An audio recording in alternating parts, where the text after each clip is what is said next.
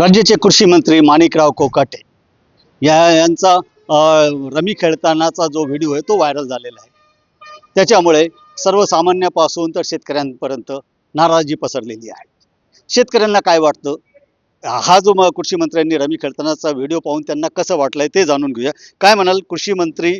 एकीकडे शेतकरी संकटात असताना दुसरीकडे कृषी मंत्र्यांचा असा व्हिडिओ व्हायरल झालेला आहे, याविषयी एक शेतकरी म्हणून तुम्हाला काय वाटतं? खरं तर कृषी मंत्री महोदयांनी अशा या संसद सारख्या पवित्र ठिकाणी बसून रमी खेळण्यामध्ये आपला वाया घालवण्यापेक्षा शेतकऱ्यांचे अनेक दुःख अनेक प्रश्न आहेत, त्या प्रश्नांकडे जर गांभीर्याने लक्ष दिलं तर या महाराष्ट्रातील शेतकरी सुजलाम आणि सुफलाम होण्यासाठी वेळ लागणार नाही।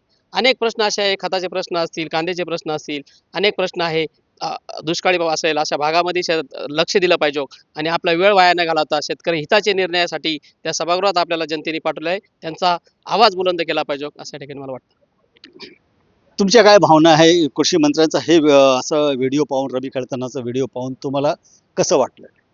आता आमदार कृषी मंत्री पत्ते खेळताना दिसले विधानसभेत। हे कायदे कायदे मंडळ आहे, तिथं कायदे बनतात। शेतकऱ्याचे कृषी मंत्र्यांनी शेतकऱ्यांकडे लक्ष द्यायच्या ऐवजी पत्ते खेळणे आणि आमदार लोकांनी काही क्रिमिनल लोक नेऊन विधानसभेत एकमेकाच्या कार्यकर्त्याला मारामाऱ्या करणे आणि त्या मारामाऱ्या लोकांनी यांच्यापासून काय आदर्श घ्यायचा? त्यासाठी कमीत कमी आमदार लोकांनी आपलं स्वतःचं हे जपलं पाहिजे का लोकांना आपल्यापासून काय आदर्श घेणार, लोक काय करणार? मग मारामाऱ्या चालू आहे, महाराष्ट्रभर मारामाऱ्या चालू आहे। एकूणच आपण बघितलं असेल तर कृषी मंत्र्यांनी जे त्यांचा व्हिडिओ व्हायरल झाला ते पाहून शेतकऱ्यांना दुःख झालेलं आहे।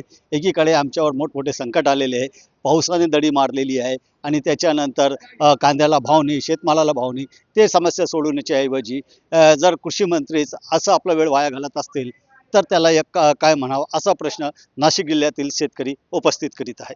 बबू शेख, न्यूज 18 लोकमत, मनमाड।